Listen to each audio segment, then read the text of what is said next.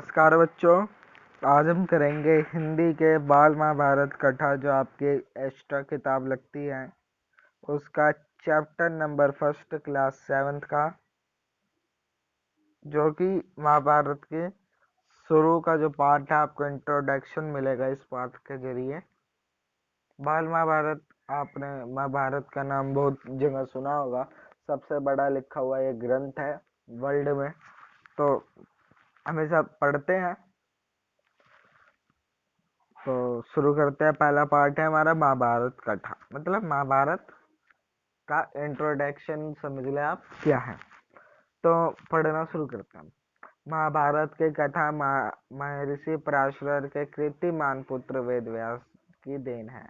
मतलब वेद व्यास जो कि महर्षि पराशर के पुत्र थे, उन्होंने महाभारत को लिखा था।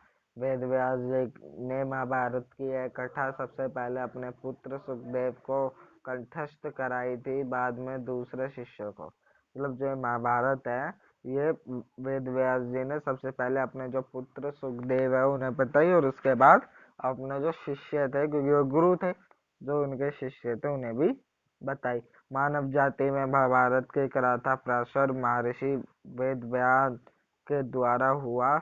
विश्वपायन व्यास जी के प्रमुख शिष्य थे। तो जो है मानव जाति, मतलब जो मानवों के बीच में जो किताब आई, ये किसके द्वारा आई? जो उनके प्रमुख शिष्य थे वेश्यायन महाराज जी के, उनसे। माना जाता है कि महाराजा परीक्षित के पुत्र जनमेजय ने एक बड़ा यज्ञ किया। महाराजा परीक्षित के बारे में आप अभी पढ़ेंगे। उन्होंने एक बड़ा यज्ञ किया था। इस महायज्ञ में उन्हें सुपरिचित पौराणिक सूत जी भी मौजूद थे। मतलब सूत जी महाराज को बहुत बड़ा महर्षि विद्वान माना जाता है। यहाँ पे बताया गया है वो भी वहाँ पर मौजूद थे, सूत जी महाराज जी, ये बताया गया यहाँ पे, है ना। सूत जी ने समस्त ऋषियों की एक सभा बुलाई और महर्षि शौनक इस सभा के अध्यक्ष हुए। ये आपको महाभारत का कैसे लॉन्च हुई है सब आपको बताया गया है, परंतु ये असली है। ये आधे लोग आपको भड़काते हैं, आधे जो हिंदू परंपरा के खिलाफ होते हैं, जो हिंदुओं के खिलाफ होते हैं, या लिबरल लोग जो होते हैं, मतलब जो देश के खिलाफ रहते हैं, देश को तोड़ने के खिलाफ जो रहते हैं, वो आपको भड़काते हैं। तो ये कुछ नहीं है, ये काव्य है, मतलब एक लिखा हुआ ग्रंथ है। ग्रंथ ने कुरुक्षेत्र की लाल मिट्टी इसी के युद्ध की वजह से है, हस्तिनापुर इसी की वजह से है। ये कोई ऐसे लिखा हुआ ग्रंथ नहीं है, सच्चाई है। इसके बाद सूत जी के ऋषियों ने सभा में महाभारत की कथा प्रारंभ की। महाराजा शांतनु के बाद उनके पुत्र चित्रगंध हस्तिनापुर की गड्डी पर बैठे। हस्तिनापुर का नाम आपने बहुत सुना होगा। भारत की बहुत पुरानी राजधानी रही है हस्तिनापुर, जहाँ पे पांडव, मतलब महाभारत के जो पात्र हैं, जो बड़े बड़े पात्र हैं, कौरव और पांडव, वो वहीं पे रहते थे। अभी हम उनके बारे में पढ़ेंगे, क्योंकि 40 लगभग अध्याय में है बाल महाभारत में, तो हम पढ़ेंगे, है ना।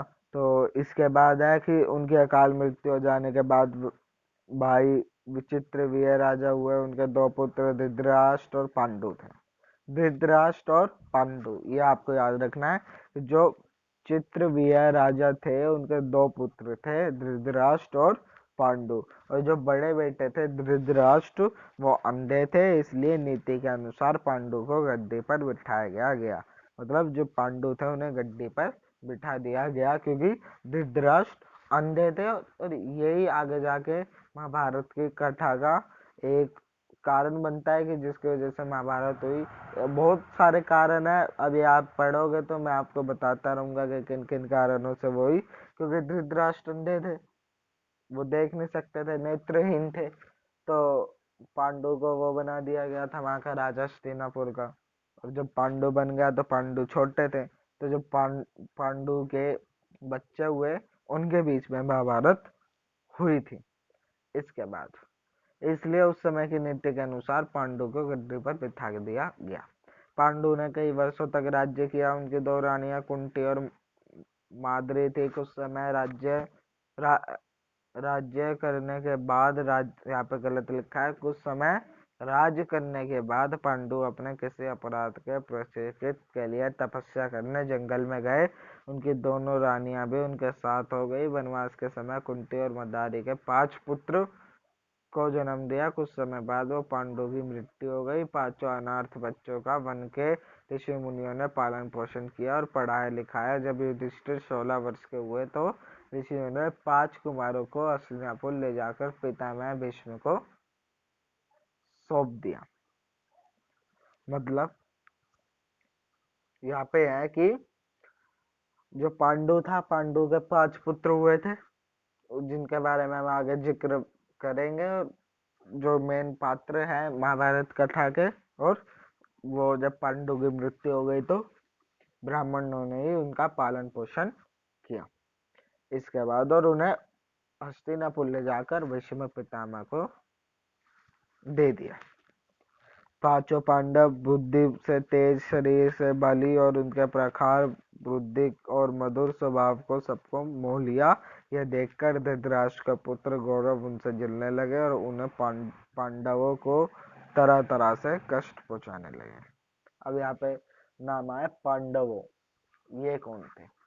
सबसे पहले हम शुरू से देखते हैं। इसमें क्या कह रहे हैं कि 5 पांडव तेज बुद्धि के थे, उनमें बल बहुत था, ठीक है, मधुर स्वभाव था, मतलब सबका मन हर लेते थे। और जो धृतराष्ट्र थे, किसके? पांडु के भाई, है ना, 2 भाई हुए थे ना, पांडु और धृतराष्ट्र। धृतराष्ट्र के बच्चे कौन थे? कौरव, जिनकी संख्या थी 100 बच्चे धृतराष्ट्र के थे कौरव, और 5 बच्चे पांडु के थे पांडव, जिन्हें हम क्या कहते हैं? पांडु। यहाँ पे लिखा गया पांडव, है ना, ये रहे। उन्हें उन्हें पांडवों को तरह तरह के कष्ट पहुंचाने, मतलब वो धृतराष्ट्र के जो पुत्र कौरव थे वो जलने लगे, और पांडु के जो पुत्र थे पांडव, उन्हें क्या करने लगे? कष्ट पहुंचाने लगे।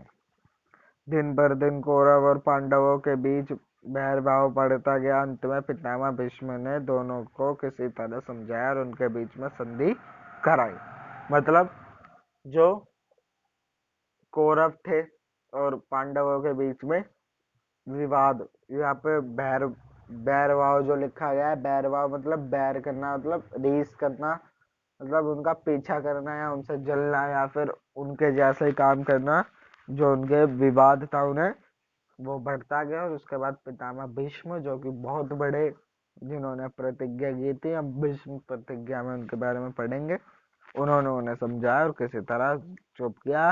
भीष्म के आदेश अनुसार कुरु राज्य को 2 हिस्से दिए गए। कौरव हस्तिनापुर में ही राज करते रहे और पांडवों को एक अलग राज्य दे दिया गया, और जो आगे बढ़कर इंद्रप्रस्थ के नाम से मशहूर हुआ। इस प्रकार कुछ दिन शांति रही। मतलब जो पांडव और कौरव थे, इनके बीच में संधि हो गई, इनके बीच में एक समझौता हो गया, ट्रीटी हो गई जिसे हम इंग्लिश में कहते हैं। और उसके बाद जो कौरवों को हस्तिनापुर दे दिया गया और पांडवों को एक अलग राज्य दे दिया गया, जो आगे चलकर इंद्रप्रस्थ के नाम से मशहूर हुआ। इसके बाद उस दिनों राजा लोगों में चौसर खेलने का आम रिवाज था। और चौसर का खेल जो है वो चौसर का खेल बहुत खेला जाता था पहले राजाओं के समय में। चौसर का खेल एक और यहाँ पे जो महाभारत के युद्ध का वो कारण बना था। चौसर का खेल वो आपको आगे आगे समझ में आएगा। ये 2 कारण अभी मैंने आपको गिनाए जिन जिन की वजह से युद्ध हुआ था। युद्ध होने के जो कारण थे, नंबर 1 कि पांडु को दे दिया गया था राज्य, और नंबर 2 की जो चौसर का खेल खेलते थे, वो चौसर के खेल में पांडव हार गए थे। ये 2 कारण थे। और इसके आगे हम पढ़ते हैं कि राज्य तक की बाजियां लगा दी जाती थी। मतलब जो राज्य थे उनकी भी बाजियां लगा दी जाती थी। इस रिवाज के मुताबिक एक बार पांडवों और कौरवों ने चौपड़ खेला, मतलब चौसर खेला उन्होंने, और कौरवों की तरफ से कुटिल शकुनी खेला। मतलब शकुनी उनका मामा था जो कि बहुत चालाक था, और एक और बहुत बड़ा कारण था महाभारत के युद्ध का, जिसने इन दोनों भाई कौरव और पांडवों को भिड़वाया था। उसका नाम था शकुनी। उसके बारे में हम आगे पढ़ेंगे।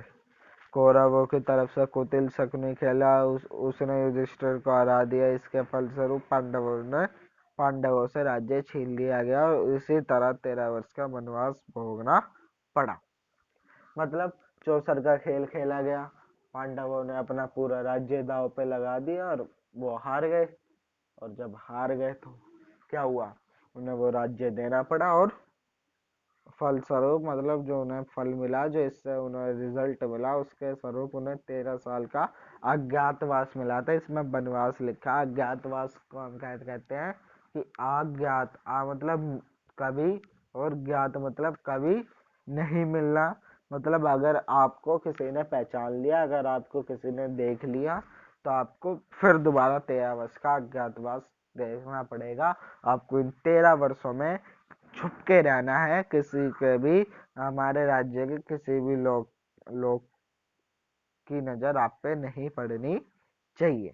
ये हम कहते हैं अज्ञातवास। ये आपके आगे आएगा, यहाँ पे तो वनवास लिखा गया है और वनों में ही रहना है, ये भी कहा गया था। इसके बाद उनमें से एक शर्त यह थी कि 12 वर्ष के वनवास के बाद 1 वर्ष का अज्ञातवास। हाँ, मतलब 13 वर्ष का वनवास हुआ, जिसमें से 12 वर्ष उन्हें क्या करना था, 12 वर्ष उन्हें करना था, 12 वर्ष उन्हें वनवास झेलना था, जैसे भगवान राम ने झेला था। और उनमें से 1 वर्ष अज्ञातवास झेलना था। अज्ञातवास जो मैंने भी आपको बताया। उसके बाद उनका राज्य उन्हें लौटा दिया जाएगा। मतलब उसके बाद उनका राज्य जो उन्हें दे दिया जाएगा। द्रौपदी के साथ पांचों पांडव 12 वनवास और 1 वर्ष का अज्ञातवास में बिताकर वापस लौट गए, पर लालची दुर्योधन ने लिए हुए राज्य वापस करने से इनकार कर दिया। मतलब वो 13 वर्ष काट क्या है, ये मैं आपको बता रहा हूँ। ये पूरी आप ये मत समझिए कि शुरू हो गई महाभारत, ये उसका सारा, जिसे समरी कहते हैं, समरी है ये पूरी। अभी आप यहाँ से शुरू करोगे, राजा शांतनु कौन थे, भीष्म पितामह कौन थे, उनका जन्म कैसे हुआ, पांडु और धृतराष्ट्र का जन्म, उसके बाद वो पांडव कैसे गए, अज्ञातवास कैसे काटा, चौसर का खेल कैसे खेला गया, महाभारत का युद्ध कैसे हुआ, भीम, इन सब के बारे में आप अभी पढ़ोगे। तो बस समरी है। उसके बाद वन में अज्ञातवास बिता कर जब वो वापिस आए तो क्या किया गया, हर्षी, इसके बाद द्रौपदी के साथ उन्हें 12 वर्ष का अज्ञातवास हो गया। इसके बाद हो गया तो वो बिता कर आए, और जब वो बिता कर आए तो उन्हें जो दुर्योधन था, कौन, सबसे बड़ा कौरव, मतलब सबसे बड़ा कौरव, मतलब जो कौरवों का सबसे बड़ा भाई था, उसने जो वो लालची था और उसने उनका राज्य देने से इनकार कर दिया। अतः पांचों पांडवों ने अपने राज्य के लिए लड़ना पड़ा। युद्ध में सारे कौरव मारे गए, तब पांडव इस विशाल साम्राज्य के स्वामी हुए।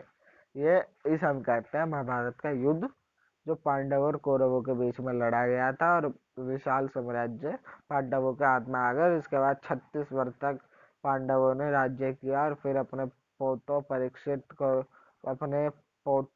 परीक्षित को राज्य देकर द्रौपदी के साथ तपस्या करने हिमालय चले गए। और संक्षिप्त में महाभारत की कथा है। मतलब ये जो है संक्षिप्त में, मतलब बहुत बहुत बहुत छोटे तरीके से महाभारत की कथा है। ये था हमारा ये पहला पार्ट, जिसे हम क्या कहते हैं, ये बाल महाभारत कथा का ये हमारा पहला पार्ट था, महाभारत कथा। ये इसकी समरी थी। अगर आपको कुछ भी समझ में नहीं आए हो तो आप हमें कमेंट करके बता सकते हैं। हम आपको वहाँ पे कमेंट के माध्यम से बताने की कोशिश करेंगे।